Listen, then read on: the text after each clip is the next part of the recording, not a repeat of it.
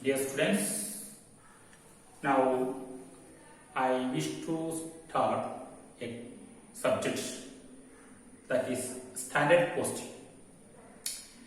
Standard costing is an important subject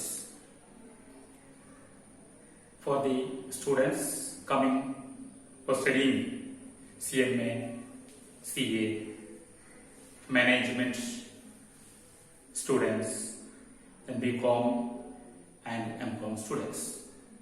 It is a very important subject with regard to management point of view also. What is standard costing?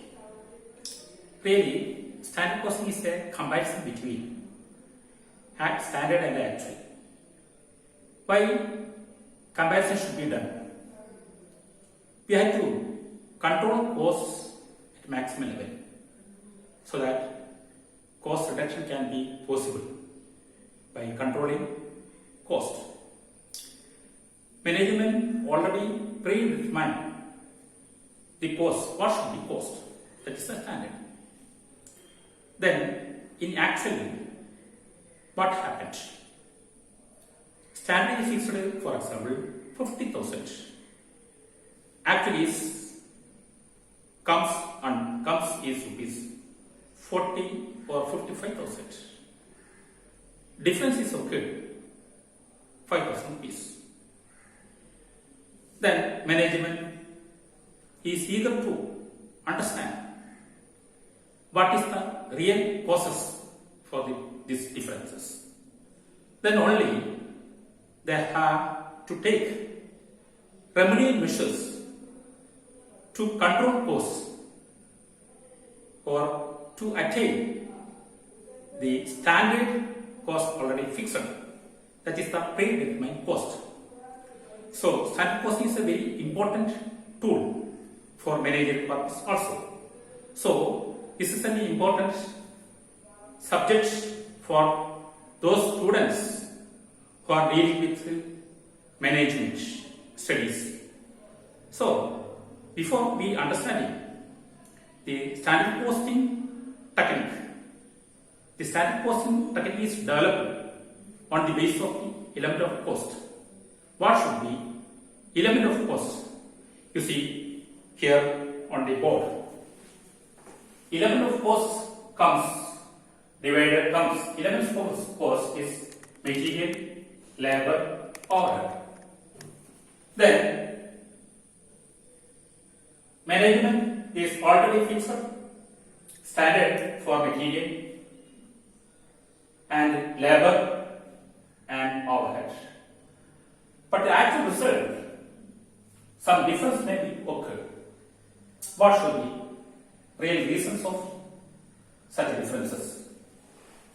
This analytical approach is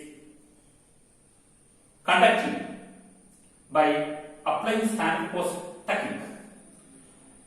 Then, for example, I have taken material assets. Management determined that is material cost should be 40,000.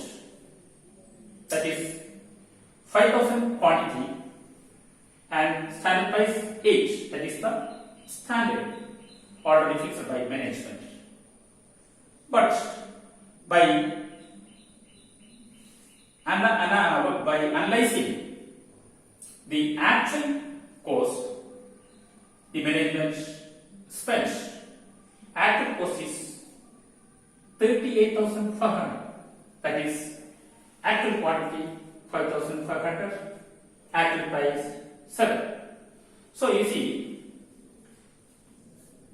quantity standard 5,000, actual comes 5,500.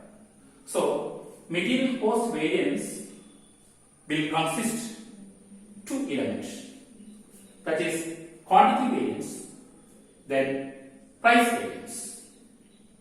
What should be quantity variance? We can find out by quoting a simple formula, that is material quantity variance can be found out by taking standard quantity and actual quantity. You know, in this example, standard quantity 5,000, actual quantity 5,500. So there is a quantity difference, that is 500 units.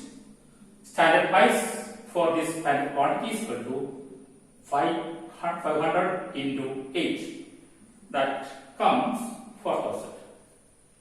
This 4,000 is called quantity variance. Then this is another point we have to point out in this graph. You see, 5,000 standard fixed actually is 5,500. That means a negative impact in the cost.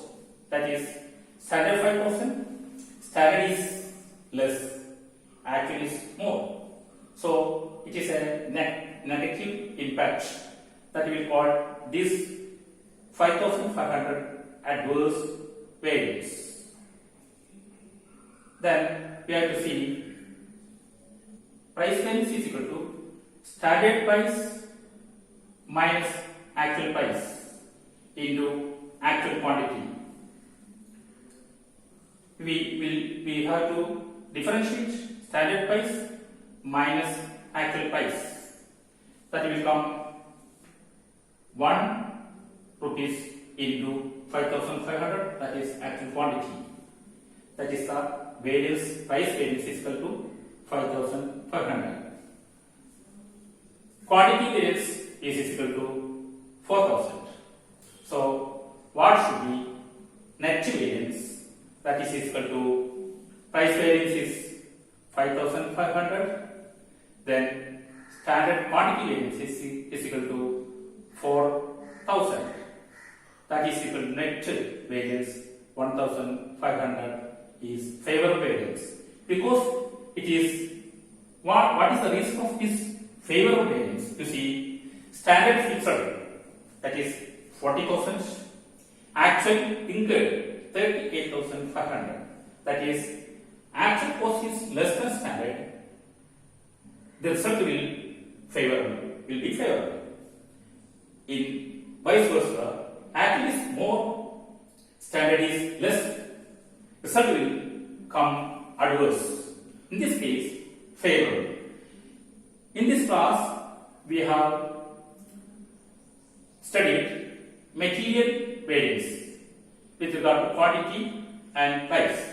Then, in another class, we have to see labor cost variance and overhead cost variance. This class will be continued in next series.